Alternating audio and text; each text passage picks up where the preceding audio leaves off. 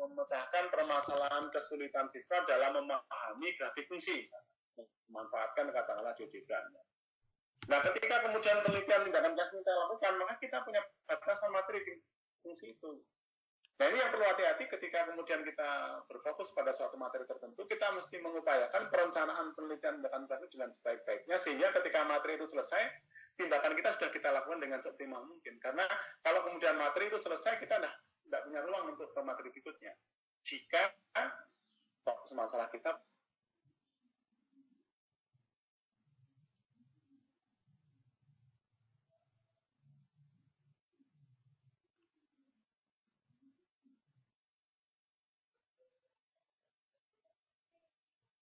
adalah kalau kita sudah selesai melompat, apakah materi yang kita ajarkan pada siklus pertama kita ajarkan lagi di siklus kedua? Nah, sebaliknya tidak begitu gitu. Karena kalau misalkan kemudian materi pada siklus pertama kita ajarkan lagi pada siklus kedua, kalau toh nanti terjadi peningkatan pemahaman murid, mungkin bukan karena tindakannya, tapi karena berulangnya materi itu diajarkan gitu. Jadi di awal tadi tindakan baru kita lakukan, kita sampaikan, dan kemudian selama proses pelaksanaan tindakan itu sedapat mungkin variabel yang lain ya biarkan berjalan seperti apa adanya. Materi ya mengalir saja seperti apa adanya. Siswa mengalir saja seperti apa adanya. Jadi jangan kemudian sudah selesai satu tindakan, ke siklus berikutnya, kemudian materi yang disampaikan pada siklus pertama tadi diulang lagi. Ini kemarin juga ditanyakan beberapa Bapak Ibu guru yang sedang melakukan tindakan. Yang berikutnya Bapak Ibu sekalian, bagaimana menghentikan siklus? Ini juga sering sekali. Nah, kita punya kebiasaan di Indonesia itu kalau melakukan penelitian tindakan kelas, itu biasanya 3 siklus. Tapi apakah sebetulnya angka 3 siklus itu angka mati dalam pelaksanaan tindakan dalam penelitian tindakan kelas? Tidak. Ya. Bahkan sebetulnya dalam proses melakukan persiapan penelitian tindakan kelas, kita tidak sebaiknya untuk menentukan berapa siklus yang kita lakukan. Biarkan aja nanti kita lakukan siklus-siklus itu, kita amati, sampai kemudian minimal 2 hal terpenuhi, baru kita nanti akan hentikan siklus itu. Yang pertama, ketika tindakan sudah kita lakukan dengan seoptimal mungkin. Yang kedua, jika situasi kelas kita itu sudah tidak terlalu fluktuatif lagi. Gitu. Nah, itu kemudian siklus bisa kita hentikan. Tapi kalau kemudian di awal sudah saya akan melakukan penelitian tindakan kelas sebanyak 3 siklus. Tidak. Karena nanti penghentian siklus itu nanti kita lihat situasi dalam prosesnya. Oleh karena itu penting sekali bagi kita sebagai guru dalam melaksanakan penelitian tindakan kelas ini benar-benar bisa merasakan apakah tindakan yang kita berikan itu sudah kita laksanakan dengan baik atau belum. Kemudian bagaimana perubahan yang terjadi di kelas kita itu seperti apa terkait dengan tindakan ini. Nah, kita perlu meningkatkan kompetensi kita di dalam merasakan itu. Sehingga kemudian baru kita bisa mengambil keputusan yang tepat siklus itu kita hentikan. Nah, ini beberapa permasalahan yang sangat sering sekali menjadi problem ketika Bapak Ibu guru melakukan penelitian tindakan kelas terkait dengan pelaksanaan siklus dalam penelitian tindakan kelas. Semoga nanti bisa memberikan wawasan kepada kita semua sehingga ketika nanti kita melaksanakan di dalam praktek sebenarnya tidak terjadi lagi problem-problem. Karena ini yang saya hormati, saya ingin mengajak Bapak Ibu sekalian untuk mencermati kasus yang kedua. Jadi, seorang guru matematika SMA Negeri 7 Enata ingin mengetahui efektivitas model pembelajaran project based learning dalam meningkatkan kreativitas berpikir siswa. Nah, untuk mencapai tujuan tersebut, guru akan melakukan penelitian tindakan kelas di kelas 11 SMA Negeri 7 Enata. Karena ada 4 kelas, kemudian diambil 1 kelas sebagai sampel secara acak atau secara random, dan terpilihlah kelas 10A. Guru merencanakan penelitian dalam 3 siklus, di mana setiap siklus dilaksanakan dalam 3 pertemuan. Data dikumpulkan dengan tes, dan hasilnya kemudian dianalisis dengan menggunakan UJT untuk memperbandingkan hasil antar siklus. Pertanyaannya, apakah rencana penelitian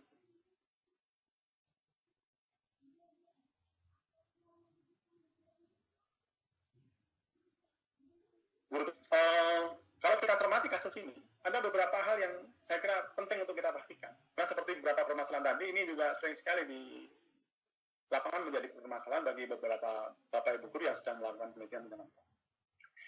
Yang pertama, Bapak Ibu, yang perlu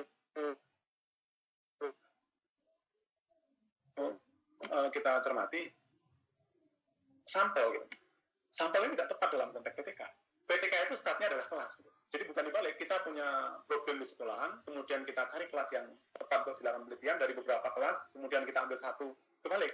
Kita ada di sebuah kelas, gitu. Kemudian kita temukan permasalahan, baru kemudian kita lakukan penelitian. Sehingga sampel di sini tidak tepat. Berikutnya Bapak Ibu sekalian, mengapa sampel tidak tepat? Di dalam penelitian tindakan kelas itu kita tidak kita lakukan dalam kerangka untuk kita generalisasikan ya.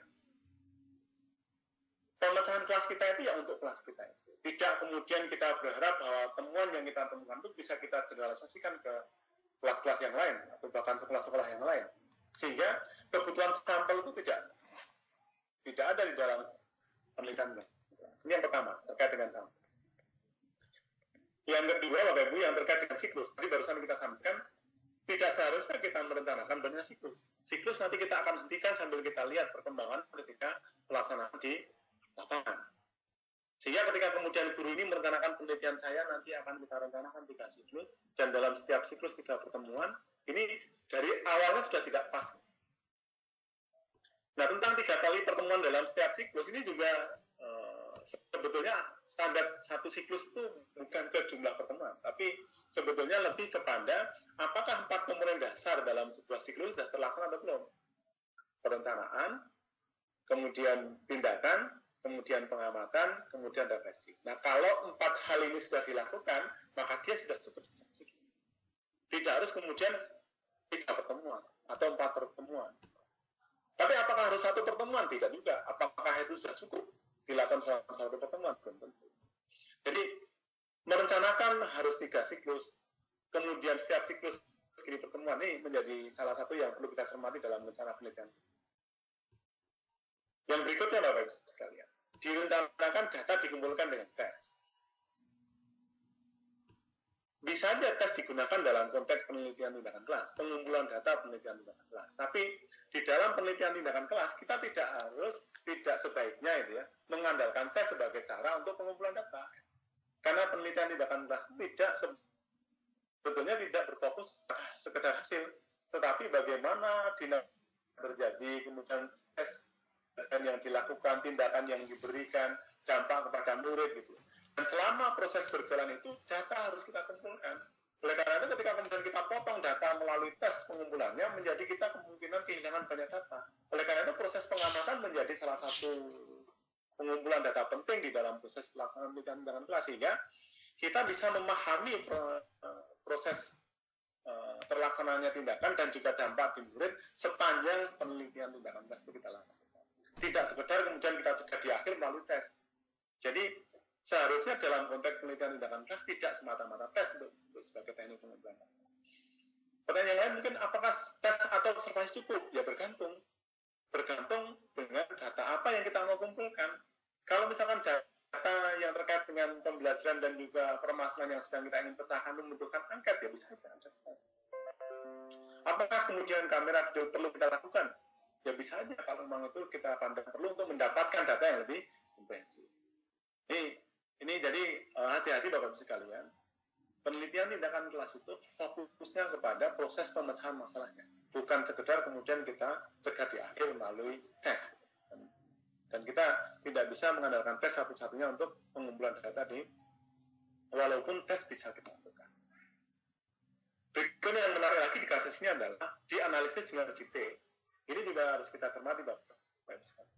Tadi disampaikan di awal bahwa fokusnya adalah pemecahan masalah di kelas yang sedang menjadi fokus penelitian. Nah, generalisasi tidak menjadi target dari penelitian tindakan kelas. Random ketika sampel tidak kita butuhkan. Sehingga ketika UJT yang termasuk statistik inferensial yang arahnya untuk generalisasi itu menjadi tidak tepat ketika kemudian kita gunakan dalam penelitian tindakan kelas. Kalaupun toh kemudian kita menggunakan statistik, biasanya kita cukup menggunakan statistik deskriptif. Dan yang lain yang perlu kita tekankan adalah bahwa penelitian tindakan kelas sendiri dia kental dengan penelitian kualitatif. Jadi kita tidak bisa kemudian sekedar mengandalkan pendekatan kuantitatif di dalam penelitian tindakan kelas. Bahkan orang mengatakan penelitian tindakan kelas ini sebagai anak kandungnya penelitian kualitatif. Sehingga kita harus terbuka dengan teknik-teknik analisis dalam penelitian kualitatif atau data-data kualitatif. Nah, berikutnya yang memperbandingkan hasil antar siklus tadi sudah kita sampaikan pada kasus sebelumnya, ini juga tidak tepat gitu ya, karena fokus kita adalah perbaikan tindakan antar siklus gitu ya, pergerakan siklus sebagai bagian dari proses memperbaiki tindakan gitu. Jadi ketika kemudian memperbandingkan hasil antar siklus ini juga tidak tepat.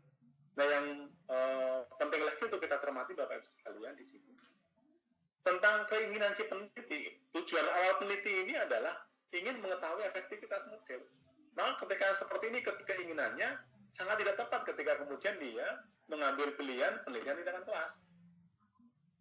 Kalau tujuannya ingin mengetahui efektivitas atau menguji teori, menguji tindakan, tadi di awal kita sampaikan, dia lebih ke penelitian-penelitian eksperimen. Sementara kalau penelitian tindakan kelas itu keinginan dasarnya adalah ingin memperbaiki kelas, ingin memecahkan permasalahan kelas. Jadi ketika kemudian kita lihat pada kasus kedua ini ingin mengetahui efektivitas model, kemudian guru merencanakan penelitian tindakan kelas, ini sebagai pilihan yang tidak tepat. Kalau memang tujuannya adalah mengetahui efektivitas model, sebaiknya guru mengambil pilihan model penelitian yang lain, eksperimen misalnya. Kalau misalkan memang guru itu ingin melakukan penelitian tindakan kelas, maka tujuannya harus diluruskan dulu, tidak ke arah mengetahui efektivitas model. Tapi ada problem di kelas, kemudian kita ingin pecahkan, nah tindakan ya di sini adalah model berdasarkan proses bisnis. Tapi kalau ingin mengetahui efektivitasnya kemudian PPK, ini tidak tepat. Jadi kalau kita lihat secara garis besar dari penelitian pada kasus 2 ini, saya kira beberapa tidak tepat sebagai sebuah kerangka dan pelaksanaan penelitian oleh Bapak Ibu yang sering kali diungkap pada saat pelatihan-pelatihan bersama kita terkait dengan apa yang sudah mereka lakukan dalam penelitian tindakan. Sehingga mungkin hasil yang didapatkan juga menjadi tidak optimal ketika kemudian kerangka kerja ini juga tidak pas pada sekali. Ini beberapa yang saya kira penting untuk kita cermati kembali di dalam pelaksanaan penelitian tindakan kelas, karena memang potensialitas penelitian tindakan kelas untuk memperbaiki kondisi kelas dan juga mengembangkan diri kita jangan sampai kemudian tidak bisa kita lakukan dengan sebaik-baiknya karena kita tidak bisa melaksanakannya sesuai dengan dari penelitian tindakan kelas. Bapak Ibu sekalian, mungkin masih banyak yang harus kita diskusikan sebetulnya tentang problematika pelaksanaan penelitian ini, tapi karena waktu yang terbatas, saya kira tidak bisa semuanya untuk kita sampaikan. Sebelum nanti kita diskusikan materi terakhir, kita ingin merefresh kembali tentang pelaporan Bapak Ibu sekalian. Ini juga menjadi salah satu bagian krusial yang sayangnya sering menjadi problem ketika kita sudah menyelesaikan penelitiannya, kemudian kita melapor. Nah, kalau kemudian yang terkait dengan sistematika, Bapak Ibu sekalian, sebetulnya sistematika itu tidak ada yang baku. Kalau misalkan kita tuliskan dalam bentuk jurnal, maka ikuti aja kemudian alur jurnal. Kalau misalkan penelitian dengan kelas tadi, kita ingin kemudian tuliskan ke dalam jurnal, maka kemudian pahami aja alur bagaimana sistematika penulisan di jurnal itu. Makalah ya kita ikuti. Tapi kalau kemudian laporannya, sistematika tidak bagus, tapi secara umum mungkin bisa kita bagi ke dalam 3 bagian, yaitu bagian awal, isi, dan penunjang. Ketiga bagian ini penting Bapak Ibu, kemudian kita penuhi. Di bagian awal ini ada judul, ada lembar persetujuan atau pengesahan, ada kata pengantar, daftar isi, daftar tabel, daftar gambar, daftar lampiran, abstrak gitu ya. Ini penting untuk kita buat gitu ya. Kemudian yang kedua terkait dengan isi, ada pendahuluan, ada kajian pustaka, ada metode penelitian, ada hasil penelitian dan pembahasan, kemudian yang terakhir kesimpulan dan saran. Nah, untuk penunjang tentu ada daftar pustaka dan beberapa lampiran ini juga penting untuk kita catat bahwa ketika kita telah menyelesaikan melakukan penelitian dan menyusun laporan, jangan lupa untuk melampirkan beberapa lampiran ini. Ada instrumennya, mungkin ada contoh-contoh hasil penyelesaian instrumen, kemudian hasil kerja siswa, tentu tidak semua hasil kerja siswa ya, sebagian aja, foto kegiatan, izin penelitian, RPP, dan mungkin dokumentasi. Nah, ini saya ingin mendiskusikan sekilas tentang laporan ini karena saya kira ini menjadi bagian yang penting dalam melaksanakan penelitian. Sebaik apapun penelitian di dalam kelas yang kita lakukan, kalau kita gagal mengemasnya dalam bentuk laporan yang pas, mungkin nanti kita tidak bisa akan komunikasikan penelitian dalam kelas kita itu sebaik-baiknya. Ada beberapa yang kita perlu cermati, misalkan kita lihat di bagian isi aja misalkan. pendahuluan kan di sana membuat minimal latar belakang, ada masalah, ada tujuan, ada manfaat. Salah satu yang paling jadi problem itu penyusunan sejak di awal itu sudah tidak pas. Misalkan di latar belakang. Ketika kita PTK, mengingat PTK tujuan utamanya adalah untuk memecahkan masalah kelas, maka kerangka pikir sejak di latar belakang itu harus fokusnya sudah di kelas. Kalaupun kemudian kita mengulas beberapa permasalahan pendukung, ya bisa aja, tapi jangan dominan. Tapi dominan di dalam latar belakang itu ya problem kelasnya.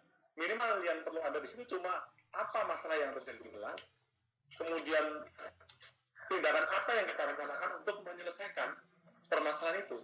Nah, bahwa ada kembang-kembang yang lain silakan, tapi jangan kemudian menghabiskan ruang terlalu banyak dan mengaburkan fokus. Fokus kita ya problem kelas. Kemudian tentang kajian pustaka Bapak Ibu sekalian. Saya kira ini sekarang bukan menjadi problem lagi bagi kita untuk menulis kajian pustaka ya. Referensi saya kira relatif lebih mudah sekarang ini karena kita tidak harus kemudian pergi ke perpustakaan ya. Kita bisa mengakses literatur dari secara online gitu ya, saya kira cukup banyak. Tapi Bapak Ibu sekalian, kalau kita sedang menulis kajian pustaka, jangan semua kemudian dimasukkan. Cukup relevan sedapat mungkin yang masih aktif. Ini 3 hal saja yang perlu kita tahu. Jadi jangan berlebihan kemudian semua buku masuk ke situ. Kemudian yang isi utama di kajian pustaka. Karena kita tidak sedang menulis buku. Yang tidak penting jangan dimasukkan, yang tidak relevan tidak usah dimasukkan. Tapi jangan juga mengambil sumber-sumber yang sudah ketinggalan. Ya. Tidak berarti kemudian tahunnya harus baru. Sepanjang referensi lama itu memang masih update, sekarang masih bisa kita pakai. Tapi kalau misalkan kita mengambil sebuah buku yang sudah cetakan 10, ya jangan diambil cetakan yang pertama atau kedua. Ya. Mungkin sudah ada revisi dari penulisnya. Ini yang sering jadi problem ketika kita melihat kajian di situ, kajian teori ya, mungkin penelitian yang relevan ada. Dalam kerangka nanti kita bisa menghasilkan kerangka pikir penelitian kita, mungkin nanti endingnya menghasilkan hipotesis. Jadi yang mengarah ke sana ya, kajian pustaka ini. Yang ketiga tentang metode penelitian, Bapak sekalian. Ini juga penting untuk kita tuliskan secara baik, karena salah satu ciri khas penelitian tindakan kelas ya di metode penelitiannya. Ini harus bisa kita tuliskan dengan baik, tidak sekedar untuk kemudian orang bisa memahami penelitian kita ini, tapi juga sebagai bagian dari kita untuk mempermudah diri sendiri dalam pelaksanaannya. Karena metode penelitian di sini tentu memuat rencana tentang seperti apa penelitian mau dilakukan, tindakan mau dilakukan, data mau dikumpulkan, data mau dianalisis, sehingga ini perlu kita komunikasikan dengan sebaik-baiknya. Berikutnya tentang hasil penelitian dan pembahasan, Bapak Ibu. Ini juga hati-hati. Seringkali karena kita terlalu banyak mungkin ya, selama ini penelitian eksperimen, mengkomunikasikan hasil penelitian dan pembahasannya penelitian tindakan kelas gayanya masih seperti eksperimen gitu. Kita menuliskan data, kemudian uji statistiknya, kemudian enggak. Dalam proses menuliskan hasil penelitian dan pembahasan ini, kita cuma perlu mengkomunikasikan bagaimana kemarin pelaksanaan penelitian itu kita lakukan ya. Siklus-siklusnya kita lakukan seperti apa. Dan ketika pembahasan kita lakukan, kita betul-betul membahas seperti apa kemarin masalah yang ada di kelas itu, ketika kita beri tindakan, apakah terjadi mengalami perbaikan atau tidak. Kalau terjadi perbaikan, bagaimana perbaikan yang terjadi, dan bagaimana tindakan itu bisa membantu memecahkan permasalahan itu. Ini adalah fokusnya. Dan ini akan menjadi pijakan dalam kita menulis kesimpulan. Salah satu problem yang lain adalah menulis kesimpulan ini, Bapak, tentang tindakan kelas. Seringkali kita menulis kesimpulan, ya, tindakan ini berhasil mengatasi masalah. Ya nggak bisa, ini sebagai hasil bisa, tapi tidak cukup. Ini seperti apa ya? Seperti eksperimen aja. Sementara fokusnya kita lebih ke proses katanya. Sehingga ketika menyimpulkan pun, selain ya atau tidaknya tindakan kita bisa menyelesaikan, penting untuk kita komunikasikan seperti apa terpecahkannya masalah itu. Bagaimana tindakan kita itu bisa memecahkan masalah. Sehingga kemudian ketika orang baca, bisa memahami bagaimana tindakan itu berfungsi untuk memecahkan masalah. Dan ini salah satu wadah yang mungkin kita harus hati-hati dalam mengkomunikasikan. Ini bagian isi ini menjadi sangat penting Bapak Ibu sekalian karena ini mewadahi segala proses dari yang kita lakukan. Tapi Bapak Ibu tidak berarti bahwa bagian awal dan penunjang itu tidak penting. Abstrak misalkan. Abstrak ini penting untuk kita perhatikan karena kadang-kadang ketika menulis abstrak beberapa tidak pas. Menulis abstrak seperti membuat ringkasan. Tidak. Abstrak itu kan minimal 3 aja. Yang pertama tujuan apa, yang kedua metode dan bagaimana, yang ketiga hasil. Itu aja. Dan ini harus kita hati-hati sehingga ketika orang baca itu bisa memahami secara garis besar dari penelitian kita. Untuk yang lain saya kira pengesahan juga penting untuk kita perhatikan karena ini menjadi bagian dari bukti legal dari pelaksanaan penelitian yang cocok. Nah, bagian penunjang Bapak Ibu sekalian ini juga sangat krusial untuk kita perhatikan karena kadang-kadang kita tidak menyertakan lampiran yang cukup sehingga kadang-kadang ketika orang membaca laporan dan ingin mengkonfirmasi bagaimana sih instrumennya, bagaimana hasil belajar siswa yang sebenarnya, gitu. Bukti-bukti dokumen seperti apa, izin penelitian ada atau tidak. Kadang-kadang orang tidak menemukan itu. Dan itu sesuatu yang sangat penting untuk memahami keseluruhan dari bagian foto kegiatan, bahkan bisa kita masukkan di dalam pembahasan. Tapi tentu tidak semua foto kegiatan masuk pembahasan. Beberapa yang tidak masuk pembahasan kita lampirkan di lampiran. Dan ini laporan ini menjadi bagian penting untuk kita perhatikan sehingga apa yang sudah kita lakukan selama proses penelitian itu bisa kita wadahi dengan baik sehingga selain kita mendapatkan hasil, orang lain juga nanti bisa mendapatkan hikmahnya melalui membaca dari tindakan kelas ini. Ini menjadi bagian yang perlu untuk kita diskusikan karena saya kira selain beberapa problem di awal tadi, problem penulisan laporan ini menjadi salah satu bagian krusial dari pelaksanaan tindakan kelas. Nah, yang terakhir Bapak Ibu sekalian, saya ingin mengulas tentang banyak kasus Bapak Ibu guru sudah melakukan penelitian tindakan kelas, berjuang dengan maksimal melakukan penelitian tindakan kelas. Tapi kemudian ketika ingin memanfaatkan penelitian tindakan kelas yang dilakukan dan terus sudah ditulis laporannya itu ternyata ditolak oleh tim kredit dan kemudian menjadikan hilang motivasi. Sementara kadang-kadang mengapa kok ditolak itu tidak mendapatkan informasi yang cukup. Ada beberapa bagian yang perlu kita cermati Bapak Ibu sekalian untuk memahami mengapa penelitian tindakan kelas guru itu ditolak tim penilaian angka kredit. Bapak Ibu mungkin bisa membaca referensi tentang pedoman penilaian angka kredit yang sudah dikeluarkan oleh kementerian itu. Tapi secara garis besar Bapak Ibu yang perlu kita cermati, apakah penelitian kita itu nanti bisa diterima atau tidak, kita refleksikan melalui beberapa bagian. Yang pertama Bapak Ibu, kerangka dan sajian isi laporan tidak tepat atau kurang jelas. Ini menjadi salah satu alasan dinilai tidak tepat atau ditolak oleh tim penilaian. Yang kedua, kita menyatakan bahwa laporan kita itu laporan PPK, namun tidak jelas apa, bagaimana, dan mengapa tindakan dilakukan. Tidak jelas juga bagaimana refleksi itu.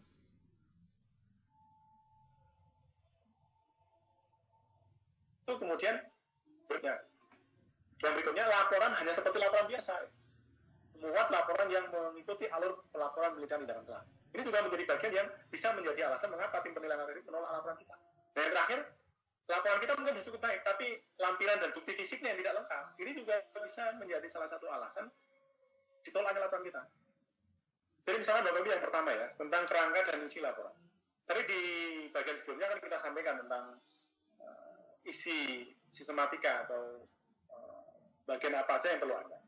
Nah, kalau kemudian kerangka laporan kita itu tidak memenuhi syarat-syarat minimal sebagai sebuah laporan penelitian tindakan kelas, tentu dia akan ditolak.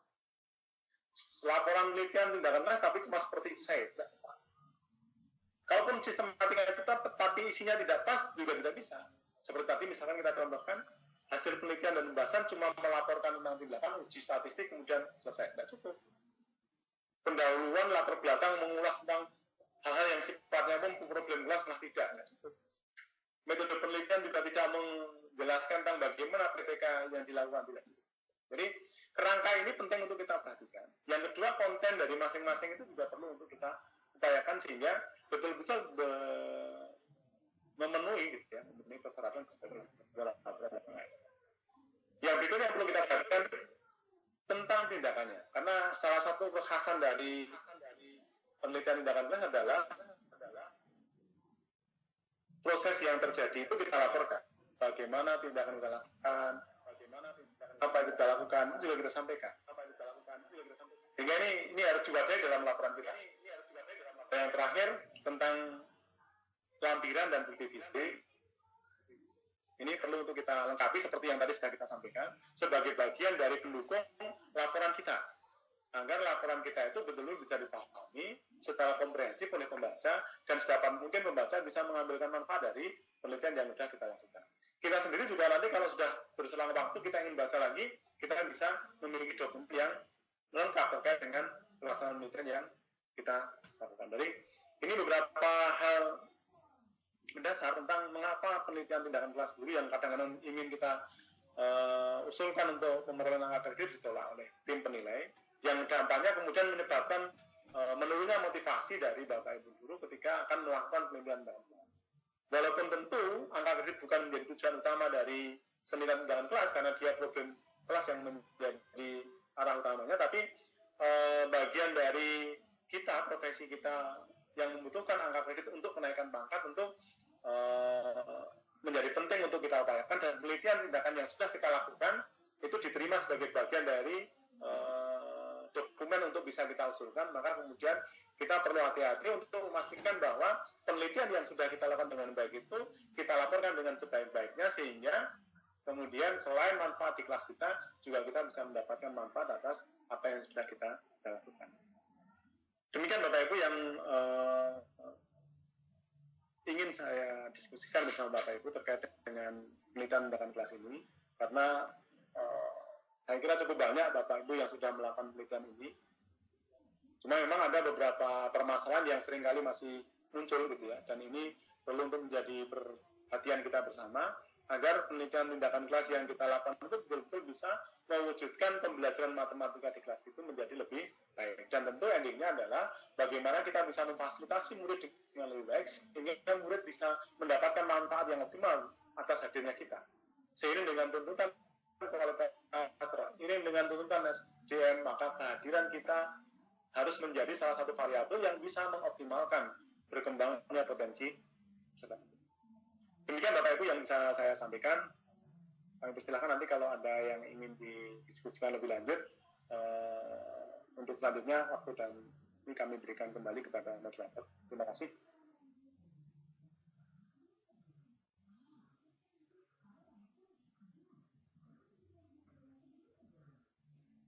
Silakan kalau ada yang mau ditanyakan, silakan.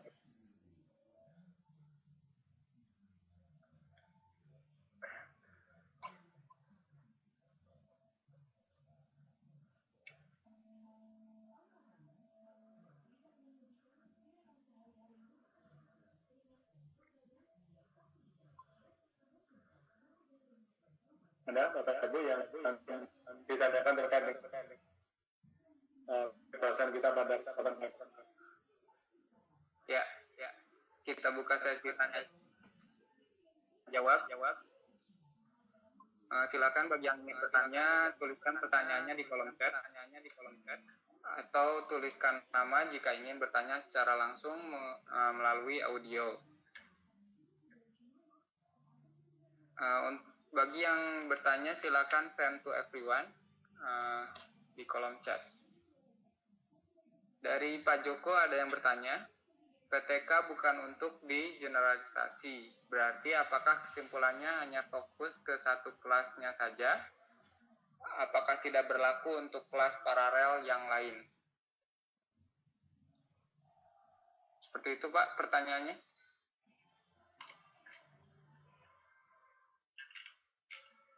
Kita lihat penelitian dalam kelas yang tidak diarahkan generalisasi tadi, dia tidak bisa diterapkan di kelas yang lain, ya pertanyaannya. Ya. Prinsipnya penelitian kita itu memang fokusnya di kelas yang sedang kita pecahkan.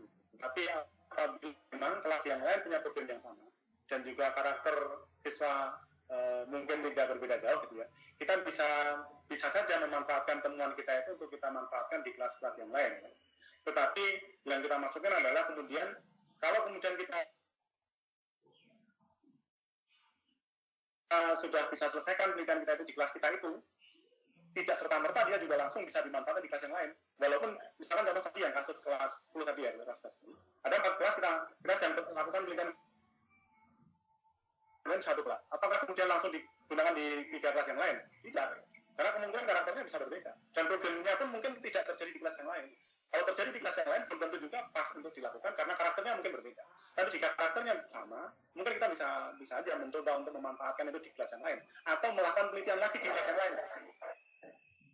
Jadi tidak berarti kemudian hasil yang dihasilkan di penelitian di dalam kelas atau kelas itu tidak bisa diterapkan di kelas yang lain, tapi tidak bisa serta langsung dikelaskan.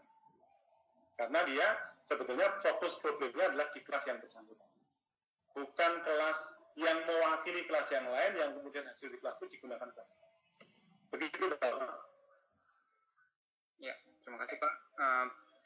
Dari Pak Baharudin. Ya. Sebentar. Ya, silakan Pak Baharudin jika ingin bertanya secara langsung. Baik, silakan Pak Baharudin.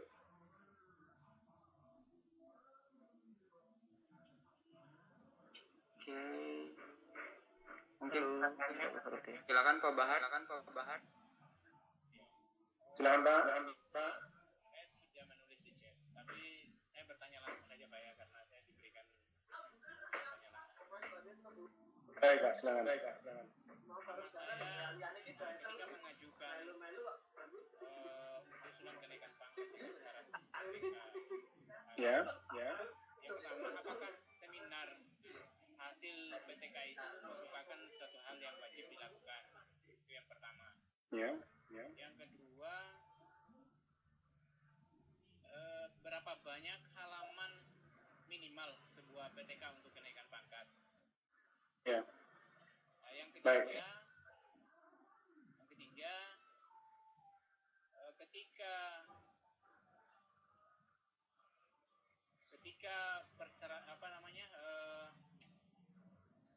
ketika pelaksanaan evaluasi terhadap hasil laporan PTK begitu, Ya. barangkali bisa digambarkan secara runtut mekanisme penilaian yang dilakukan oleh tim penilai yang standar gitu kan. Bisa saja penilai PTK itu bisa saja mungkin unsur subjektivitas dalam menilai tulisan. Ya. Barangkali di sini saya juga agak terlambat tadi, tidak menyimak betul di bagian sesi awal. Saya minta diurai lebih konkret tentang mekanisme standar prosedur penilaian itu, Pak. Penilaian PTK itu. Terima kasih. Assalamualaikum warahmatullahi wabarakatuh. Jadi Bapak baru ya? Ya. Jadi kalau yang terkait dengan yang terakhir tadi, apakah Anda pedoman standar dalam penilaian angka kredit guru hasil dari laporan penelitian dalam kelas gitu ya? Bapak mungkin bisa baca di buku 5 PKB yang dikeluarkan dari kementerian. Sebetulnya standar untuk bagaimana apa yang dinilai, kemudian berapa nilai kreditnya, ada di sana sudah dijelaskan. Kalaupun toh nanti tim penilai itu kemudian memilih kebijakan-kebijakan yang khusus gitu ya, dia rujukannya itu masih di sana. Jadi standar apa yang dinilai, kemudian ketentuan-ketentuannya itu seperti apa aja, termasuk tadi yang seminar tadi ya, seminar itu kan ada ketentuan misalkan harus dilakukan di sekolah minimal diikuti 3 guru sekolah yang lain, itu ada ketentuannya Pak di sana. Jadi untuk yang penilaian angka kredit ini silakan Bapak untuk bisa mencermati lebih rinci di buku 5 PKB yang di sana adalah terkait dengan teknis penilaian angka kredit guru. Jadi kalau yang terkait dengan kontennya ya tadi beberapa yang mungkin perlu dicermati. Kalau alurnya tentang dokumen-dokumen apa yang ada, bukti fisiknya apa saja ada di sana Pak. Misalkan nanti yang dari seminar ada disimpan di perpus, kemudian ada bukti apa saja yang perlu dilampirkan. Kalau misalkan laporan kita itu kita tulis dalam bentuk jurnal misalkan, apa aja yang perlu kita lampirkan, apakah kita perlu jurnalnya dilampirkan yang asli atau fotokopi gitu ya. Ada di sana ketentuan teknisnya. Nah problemnya itu adalah terkait dengan subjektivitas. Sebenarnya subjektivitas itu tidak masalah ya. Cuma memang harus dalam petik dilakukan secara positif ya, karena tidak bisa kemudian seperti mekanisme sistem yang kemudian kaku ya. Tapi tentu subjektivitas ini tidak bisa kemudian menyimpang dari ketentuan-ketentuannya. Sehingga ketika kemudian penilai angka kredit itu mengambil keputusan terkait dengan usulan angka kredit kita, dia mestinya merujuk kepada ketentuan-ketentuan yang ada. Nah, ketentuan ini bisa Bapak dalami lebih lanjut di buku 5 PKB yang dikeluarkan dari kementerian itu Pak. Ya. Jadi seringkali yang muncul itu kan kok ini diterima itu ditolak gitu ya. Padahal kita merasa sama gitu ya. Kemudian kita kepikiran terkait dengan subjektivitas nilai apakah ada standarnya atau tidak. Gitu. Standarnya ada, yang itu dirumuskan di buku 5 itu. Nah kalau subjektivitas itu terkait dengan misalkan apakah tepat atau tidak tepat, nah ini ruangnya sebenarnya tidak bisa keluar dari ketentuan yang sudah ada. Walaupun memang subjektivitas itu atau penilaian itu memang ada di penilaiannya yang di otoritas itu memutuskan memberi judgement terkait dengan laporan yang kita buat. Jadi rujukannya ke arah ketentuan yang sudah dikeluarkan dari kementerian itu terkait dengan penilaian. Walaupun penilaiannya dilakukan di daerah-daerah. Gitu. Jadi begitu Pak terkait dengan penilaian itu. Begitu Pak Bahar. Ada yang lain mungkin? Ya Pak Bahar, apakah sudah terjawab pertanyaannya? Secara umum terjawab Pak. Cuman saya tadi kan ada beberapa pertanyaan yang spesifik. Itu seperti jumlah halaman. Kemudian. Oh ya, maaf.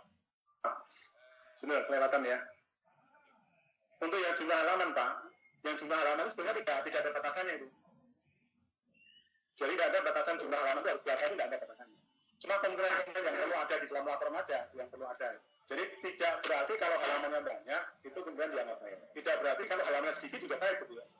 Karena memang jumlah halaman tidak menjadi standar di dalam penilaian dari laporan penelitian tindakan kelas. Tetapi kecukupan komponen, kerangkanya pas atau tidak, ketepatan isinya, kemudian lampiran-lampirannya pas atau tidak, kemudian bukti fisiknya lengkap atau tidak.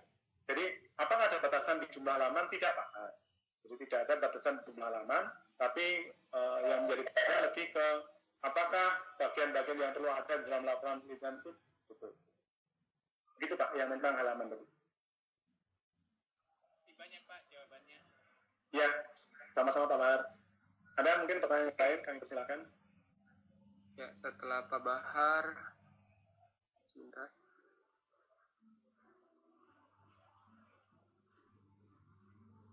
Ya, dari Hermawati, kasus yang pertama dan kedua apa bedanya ya Pak? Yang mungkin tadi.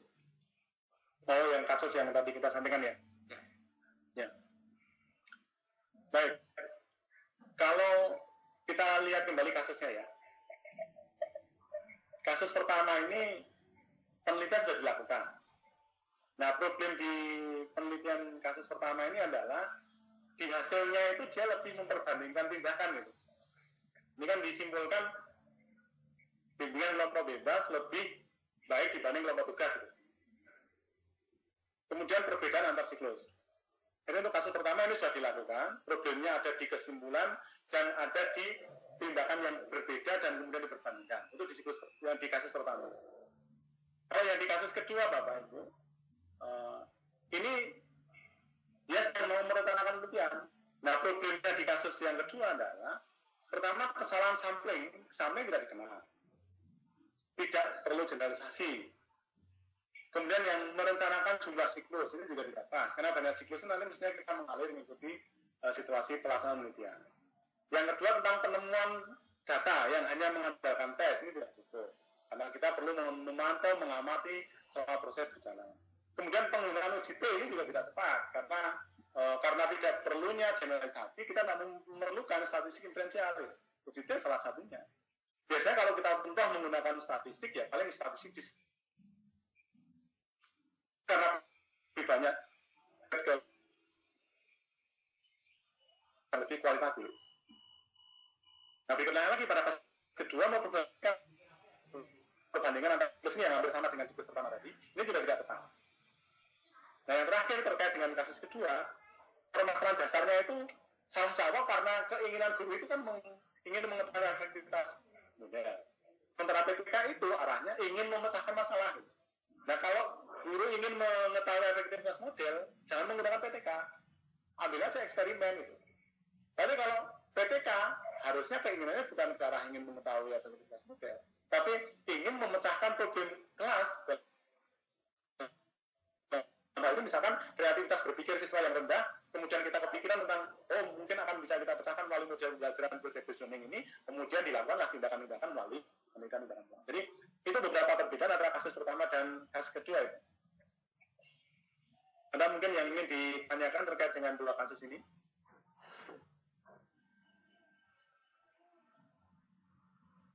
Silakan. Ya, mungkin sudah terjawab, Pak. Sudah ya, baik. Terima kasih. Ke pertanyaan selanjutnya. Baik, silakan Pak. Adi Wibawa, apakah panjang judul ditentukan, Pak? Oh ya. Terima kasih Pak Adi atas pertanyaannya. Ini juga sering sekali ditanyakan itu ya. Apakah panjang judul itu ditentukan itu jumlah hurufnya ini? Sebenarnya kalau prinsipnya itu tidak mendiskusikan jumlah huruf di dalam judul, tetapi bahwa judul itu kita tulis dengan sederhana, tapi memuat pesan yang jebol. Ya. Menulis judul ini pun sebenarnya problem klasik yang kadang-kadang beda pendapat satu dengan yang lain. Tapi beberapa pendapat yang lebih umum mengatakan kalau kita menulis judul itu minimal sekali saja belum ada. Masalah yang dipecahkan apa, kemudian tindakan memecahkannya apa, subjek yang sedang kita pecahkan itu di kelas yang lain. Nah, jumlah hurufnya seberapa banyak, ya tentu tidak ada jumlah batasnya pasti, tetapi jangan kebanyakan. Maksud judul pengalaman kan tidak pasti juga. Judul 10 baris tidak tepat. Tulisnya judul yang kira-kira mudah dipahami orang, memuat pesan yang cukup gitu ya, sehingga kemudian ketika orang baca itu bisa langsung terpikirkan apa yang sedang kita ingin tuliskan di dalam penelitian kita. Tapi Bapak Ibu sekalian, kalau kemudian kita ingin melakukan penelitian kelas yang menggunakan dana-dana funding tertentu, kadang-kadang funding ini memang menentukan memberi batasan-batasan tertentu, atau jurnal misalkan, ya bisa saja mereka memiliki batasan tertentu. Nah, kalau mereka memang memiliki batasan tertentu itu, ya ikutilah ketentuan itu. Karena kalau kemudian kita mengambil ketentuan umum bahwa tidak ada ketentuan pasti, tetapi di dalam pemilik jurnal tadi memutuskan banyaknya judul itu hurufnya cuma segini, atau pemilik dana memaksimalkan segini, ikuti. Karena kalau kita tidak ikut itu, tentu ini menjadi tidak pas. Tapi secara umum sebetulnya batasannya cuma judul itu harus jelas, sampaikan dengan bahasa yang lebih sederhana dan mudah dipahami orang. Tidak terkait dengan batasan banyaknya huruf, kecuali beberapa ketentuan yang dimiliki oleh jurnal tertentu atau funding tertentu. Begitu. Mungkin ada yang ingin ditanyakan lebih lanjut? Ya, terima kasih Pak. Kita lanjut ke pertanyaan selanjutnya. Baik, silakan Pak. Dari SMK Motivasi Insani ingin bertanya secara langsung. Bentar. Oh ya, silakan. Ya, silakan SMK Motivasi Insani.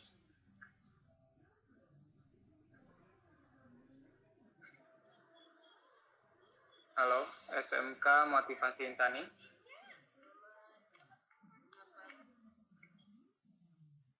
Silakan Bapak atau Ibu.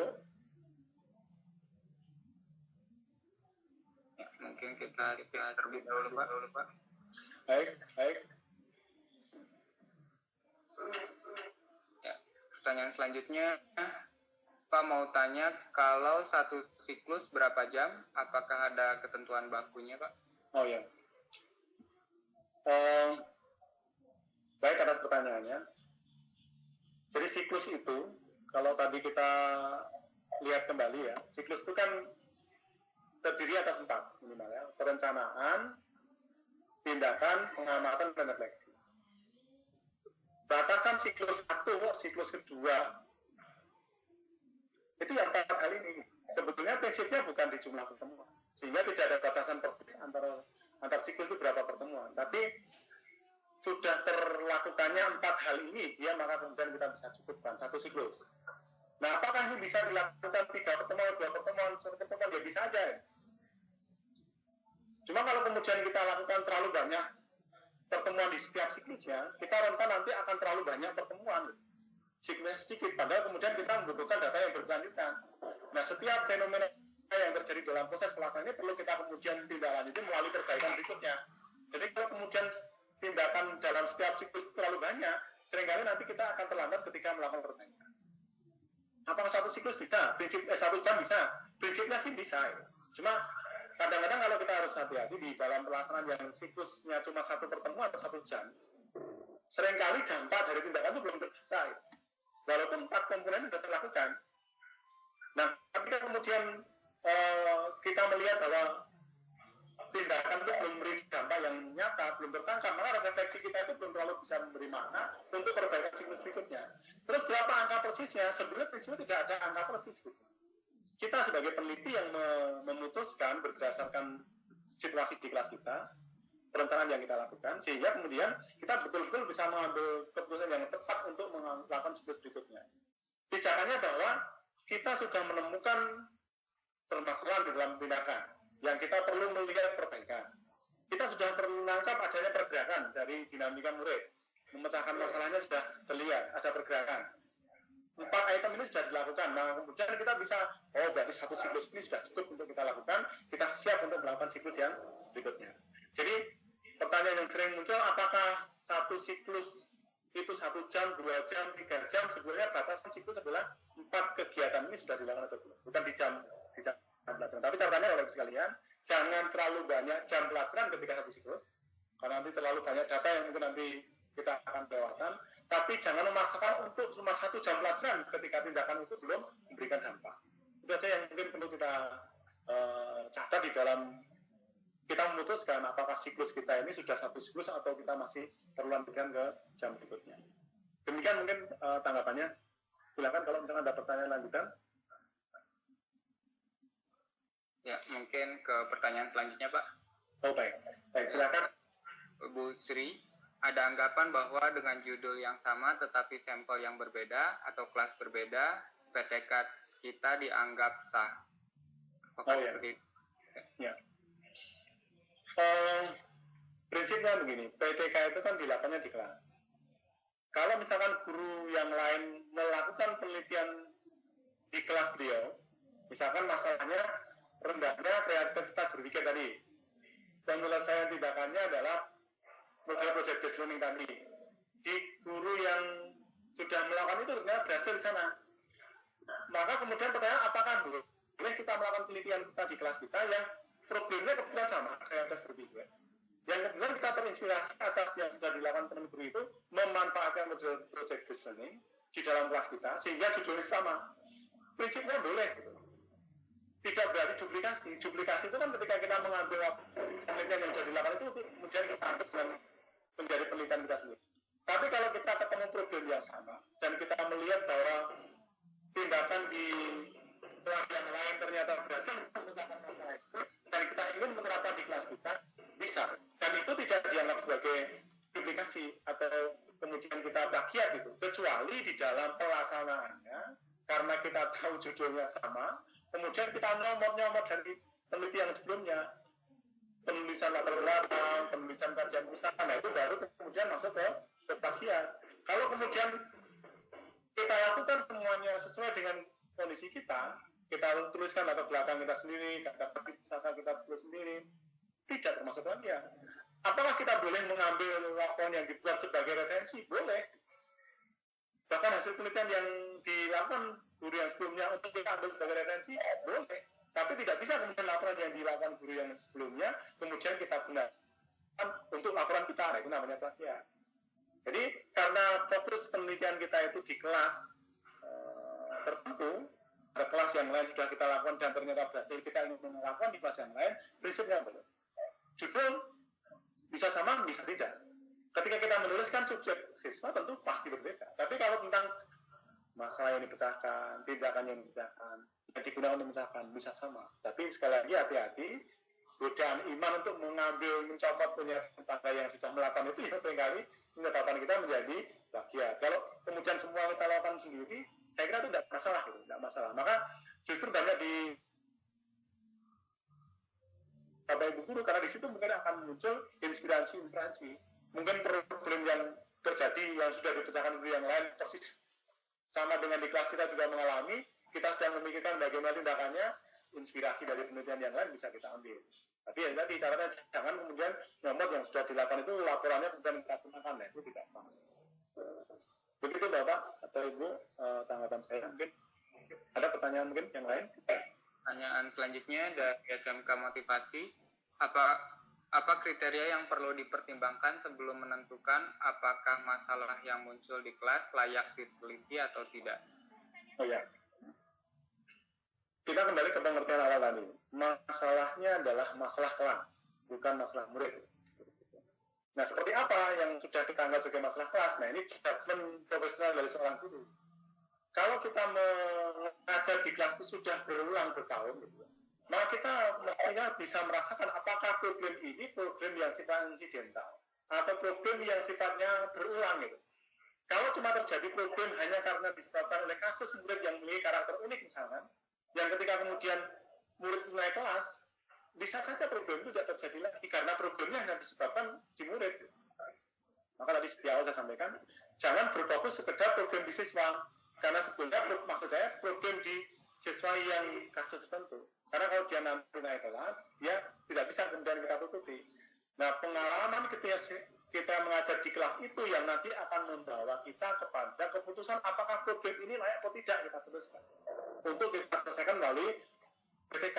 Misalkan ini, kita sudah mengajar tentang grafik fungsi bertahun-tahun, dan kita tahu seringkali sulit bagi murid itu menggambarkan grafik fungsi, bahkan membayangkan seperti apa pengaruh dari konstanta, pengaruh dari untuk perubahan grafik fungsi. Ini terjadi berulang bertahun murid terjadi. Nah, itu barulah yang kita lakukan penelitian tindakan.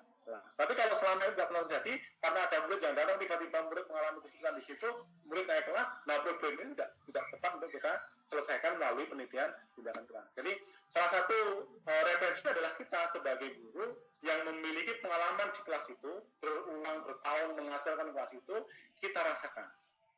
Apakah perasaan guru itu layak sebagai data? Sangat layak. Karena gurulah yang paling mengerti kelas kita. Apakah itu problem sesuatu yang layak untuk diangkat sebagai sebuah penelitian tindakan kelas? Kita sebagai seorang guru yang mengajar kelas itu berulang bertahun, cek apakah problem itu memang problem yang berulang atau tidak. Apakah problem yang sifatnya cuma insidental atau tidak. Kalau cuma insidental, jangan paksakan PTK. Karena kalau nanti muridnya berganti bisa berubah. Tapi kalau sudah problem yang sifatnya berulang, baru dia bisa kita putuskan dengan PTK. Jadi apa kriteria sebetulnya? Rasakan apakah problem itu memang terjadi berulang bertahun berulang atau, nah kalau itu terjadi sering sekali terjadi di murid itu masalahnya, maka kemudian lakukan penelitian tindakan kelas atas masalah itu. Jadi begitu Bapak, masalah apa gitu ya? Ini juga sering nih pertanyaannya tuh.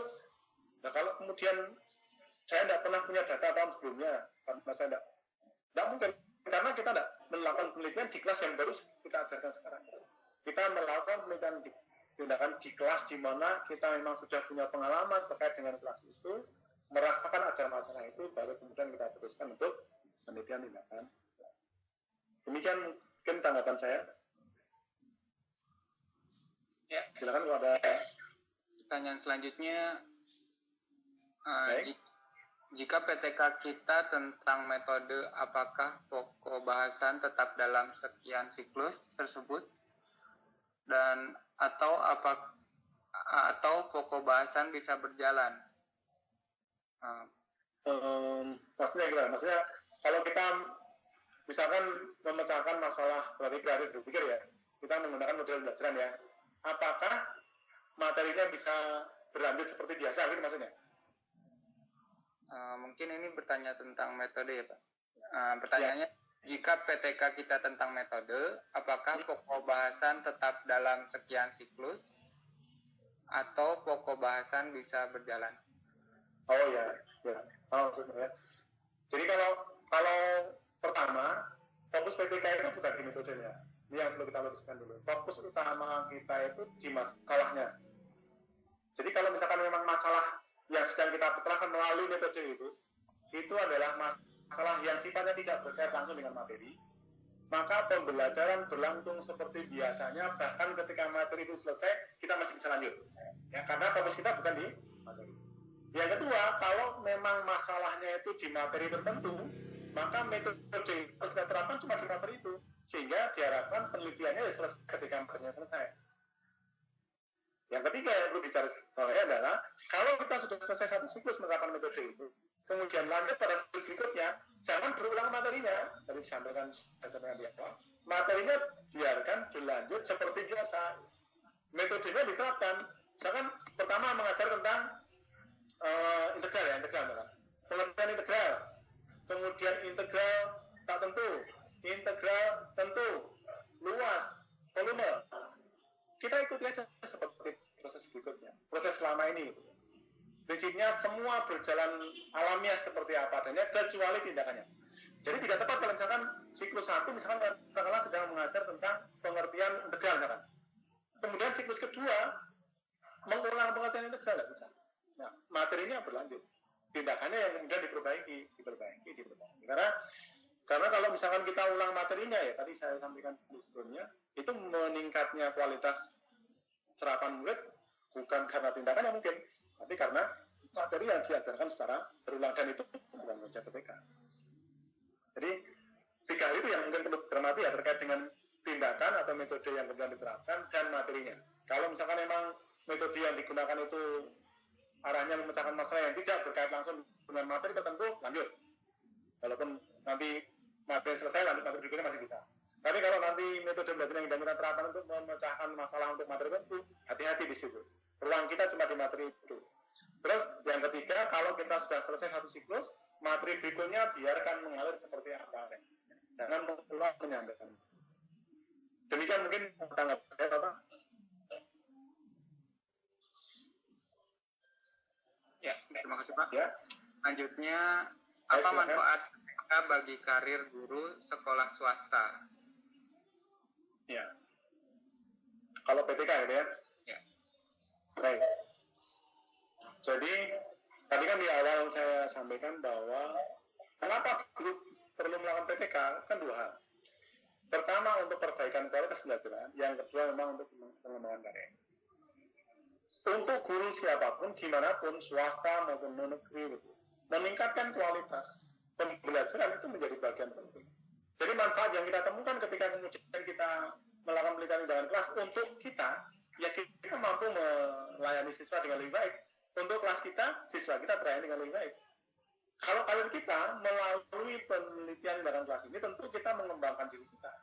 Nah, terkait dengan angka kredit, kalau misalkan kita tidak perlukan angka kredit itu, sekali yang mungkin kita perlu meluruskan bahwa penelitian dalam kelas itu fokusnya tidak ke arah angka kredit. Fokusnya tidak ke arah untuk kenaikan pangkat.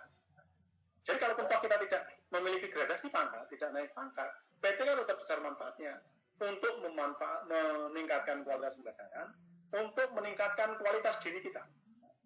Melalui penelitian dalam kelas tadi saya sampaikan, menajamkan pemahaman kita tentang kelas, menajamkan kreativitas berpikir kita untuk mencari solusi permasalahan di kelas, menambah wawasan, membaca, kemudian, dan semua itu adalah tentang peningkatan kapasitas diri. Dan apakah itu diperlukan oleh guru swasta? Saya kira ya. Saya kira setiap kita membutuhkan untuk terus meningkatkan kualitas diri. Apalagi yang swasta. Swasta itu kan tuntutan terhadap kualitas juga kuat gitu ya. Sehingga kapasitas guru itu menjadi penting. Dan seiring dengan semakin tingginya tuntutan terkait dengan kualitas layanan, semakin tinggi juga kebutuhan terkait dengan peningkatan kualitas diri dari si guru. Karir kita juga tentu nanti akan berkembang dengan sendirinya ketika kita memang punya kapasitas yang cukup. Jadi yang perlu hati-hati Bapak Ibu sekalian, termasuk Bapak Ibu swasta, jangan terframe bahwa PTK itu hanya untuk kenaikan pangkat. Ini menyempitkan ruang gerak kita kalau kita kemudian melakukan penelitian dalam kelas. Bahwa memang melakukan penelitian dalam kelas bisa untuk membantu kita dalam kenaikan pangkat, ya. Tapi tentu sesuai dengan pengertian awal yang tadi sudah kita sampaikan, tujuan utamanya bukan kenaikan pangkat. Tujuan utamanya adalah meningkatkan kualitas pembelajaran di swasta maupun negeri. Semua murid kita membutuhkan layanan kualitas yang lebih baik.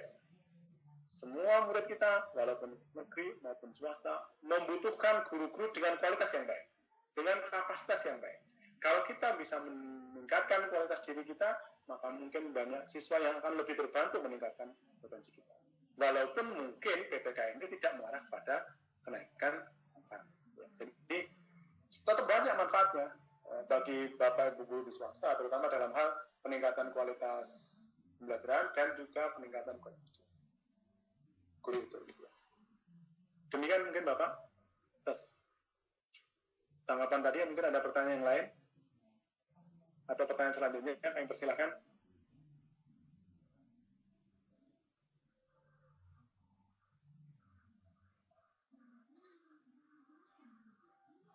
Silakan masih ada mungkin yang ingin didiskusikan.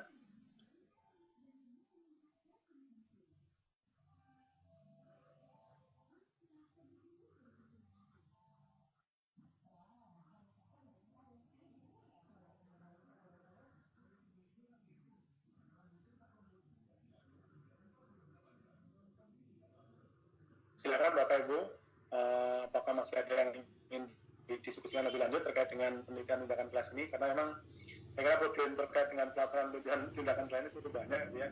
Apalagi saat ini regulasi kita memang mendorong Bapak Ibu untuk terus melakukan penelitian tindakan kelas.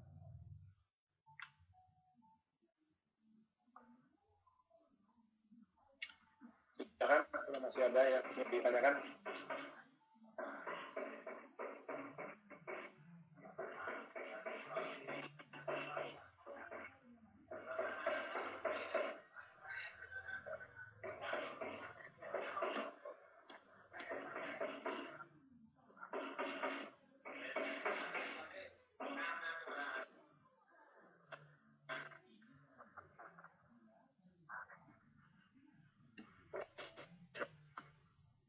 Silakan kalau masih ada yang ingin ditanyakan.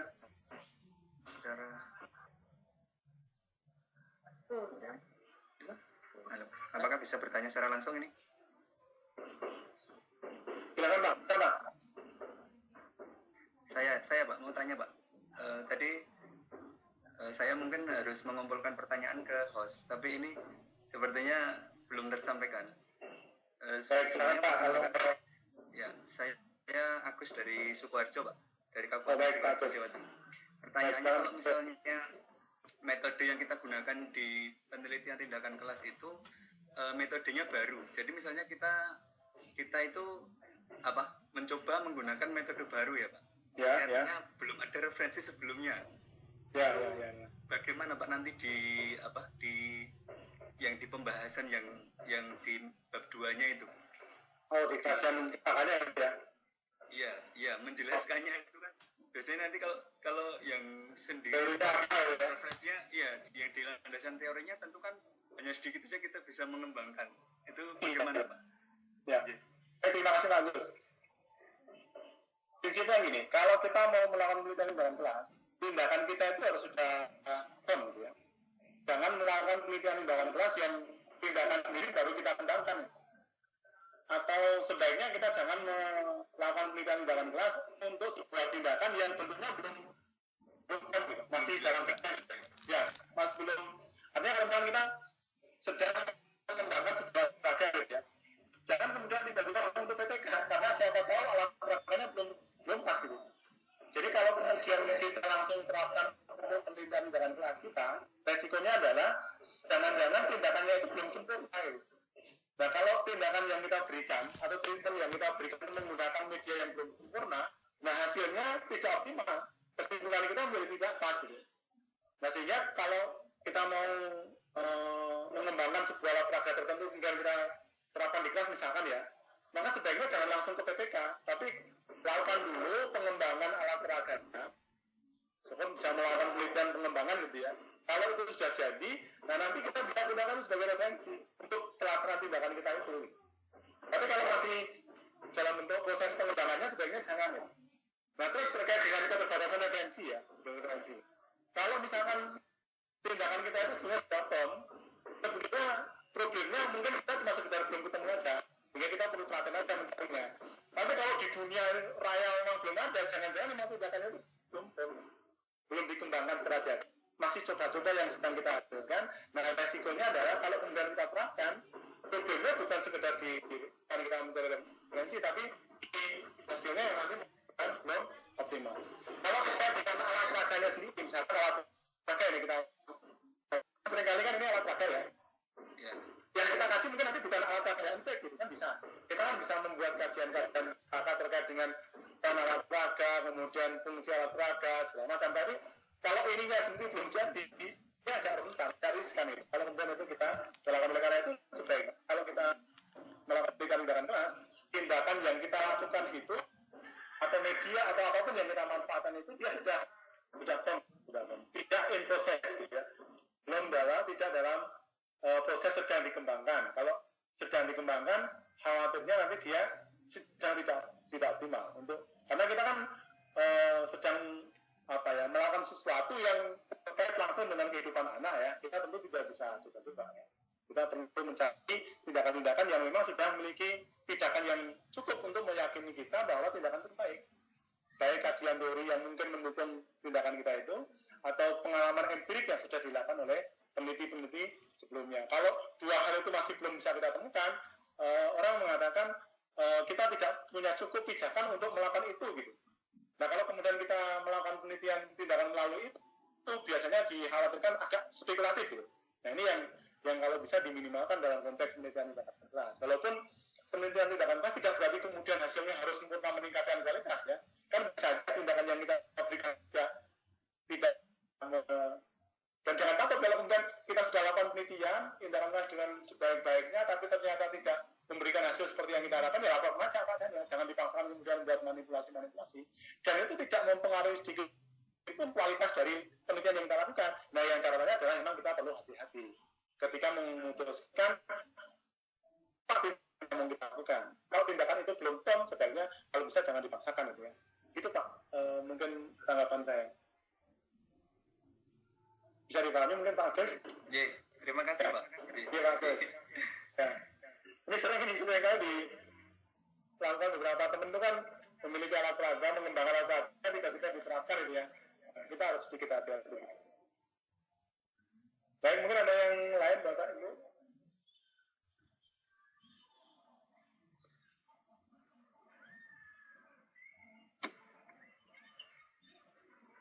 Mungkin dari pihak host yang bisa memedit juga, atau ada yang ingin disampaikan pertanyaan peserta? Maaf, sepertinya hostnya live meeting Pak. Oh iya, gitu ya. Baik, tidak apa-apa Bu. Silakan kalau masih ada yang ingin ditanyakan, silakan. Ini ada pertanyaan yang mungkin saya tidak baca ya. Saya pengajar kelas 9 SMP.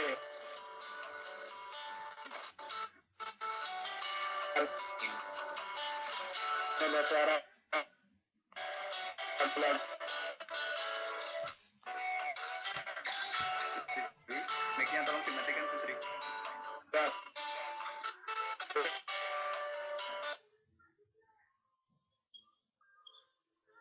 silakan. Tadi saya sudah baca dulu ya satu pertanyaan.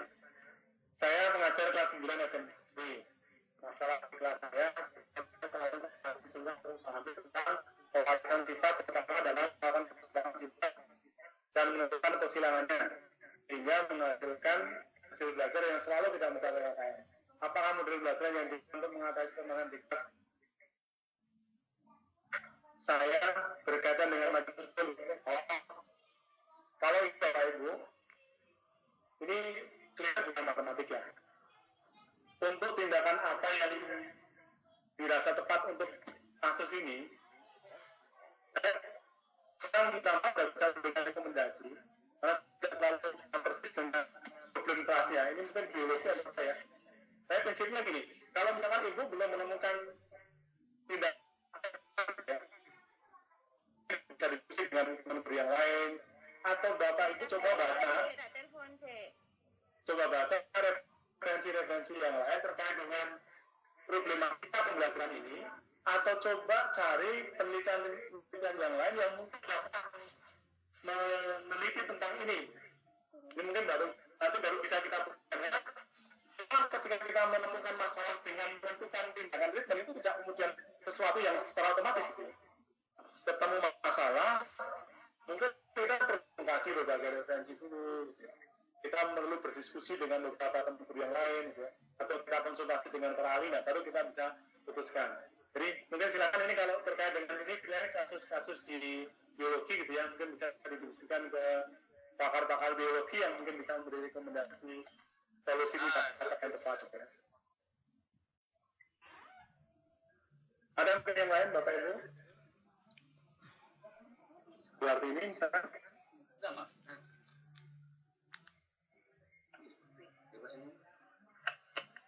ada atau cukup mungkin?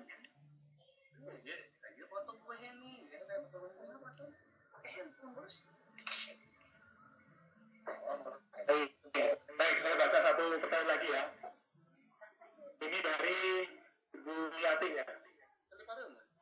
Dalam sebuah PTK, apakah hanya ada satu indikator keberhasilan untuk sekian siklus? Apakah dibolehkan jika menetapkan indikator keberhasilan untuk setiap siklus? Mungkin penjelasannya seperti ini. Jumlah indikator keberhasilan itu bergantung dengan problem yang sedang kita pegang. Apakah satu atau dua, bergantung gitu ya. Terus apakah bisa menetapkan indikator keberhasilan tiap siklus? Bisa aja. Kita memiliki target-target tertentu untuk pergerakan antar siklusnya.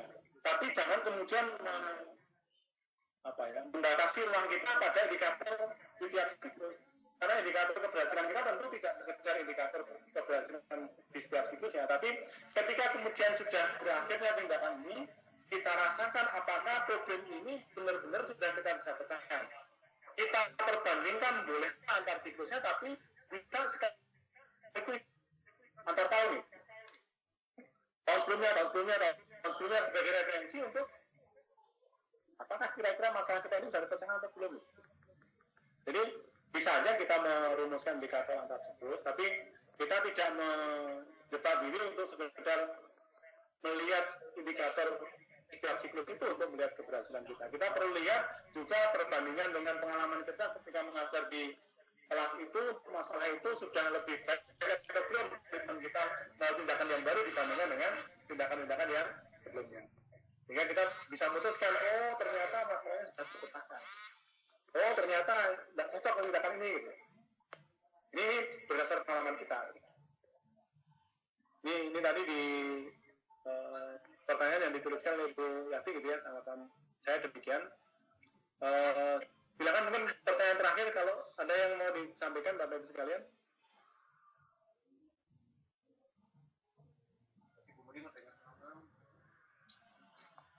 Dari saya Pak.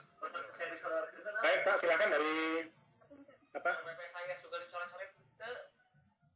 Pertanyaan, silakan Pak, pertanyaan terakhir di sebelum ini.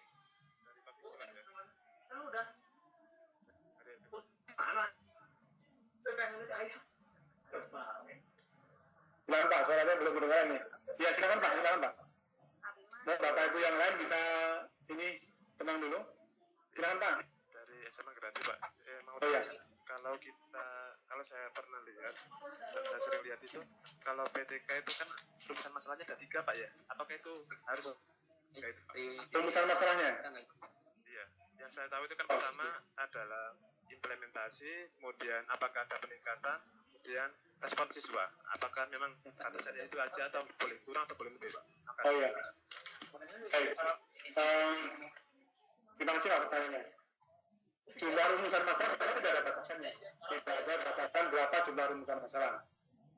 Satu boleh, dua boleh, bergantung seberapa luas masalah yang kita ingin pecahkan gitu ya.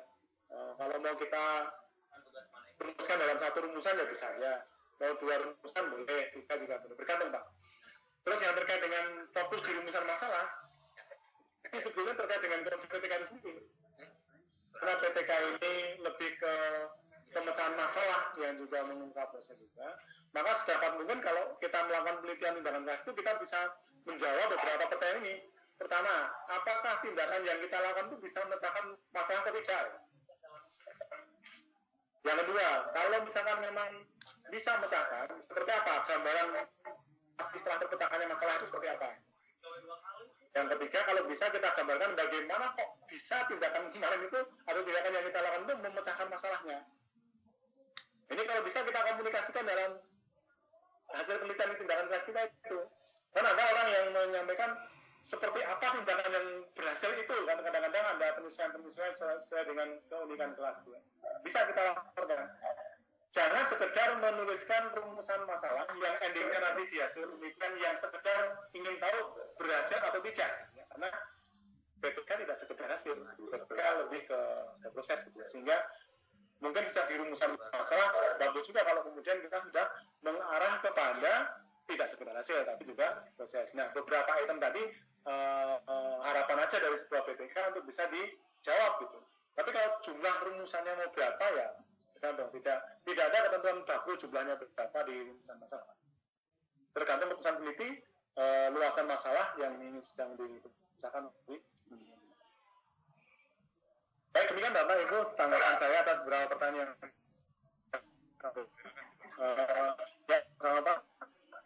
Minta maaf Pak, pertanyaan yang bisa kita jawab atau beberapa jawaban yang mungkin bisa memuaskan karena keterbatasan ruang dan waktu kita. Mengingat meneliti PTK ini memang kita menjadi bagian yang sekarang ini memang sangat dianjurkan untuk Bapak Ibu guru, tapi problem kita masih cukup banyak gitu ya. Nah ini harapan saya diskusi yang kita lakukan ini bisa sedikit memberikan wawasan untuk kita semua, sehingga dalam prosesnya kita bisa lebih baik dalam melakukan penelitian. Yang intinya tentu harapan kita bisa meningkatkan kualitas kita, layanan kita kepada para siswa, sehingga kita bisa menjadi bagian untuk bisa menyebabkan pendidikan di kita itu menjadi lebih baik. Kita bisa menjadi bagian dari guru yang bisa dibanggakan oleh murid-murid kita, yang bisa menjadi sosok yang nanti akan ketika murid kita mencari jawaban bagaimana dia sukses. Dan kan dalam kelas saya kira menjadi bagian yang baik untuk kita coba diterapkan di kelas kita. Saya kira demikian yang bisa kami sampaikan pada kesempatan ini. Ada kurang lebihnya minta maaf. Semoga memberikan manfaat untuk kita semua. Assalamualaikum warahmatullahi wabarakatuh. Terima kasih. Orang-orang sempurna di PTK kalau gitu biar dapat 5 juta. Jadi sini di Madinah saya dapat dulu beneran. Saya masih kuliah waktu itu. Kalau di orang-orang udah ngurusin yang lain. Ada itu proposalnya untuk 31 proposal Pak di Indonesia. Maka mereka masih pertama kali itu kan. Iya. Ya kan skripsinya PTK kan. Dan sekalian saya ini bukan dapat kan. Jadi saya malah 2 bulan PTK. Saya wajib PTK dulu. Nggak boleh sendiri. 2 bulan PTK ya. Kalau yang sekarang 2 bulan PTK harus eksperimen ya. Saya dulu nggak boleh eksperimen, baru PTK.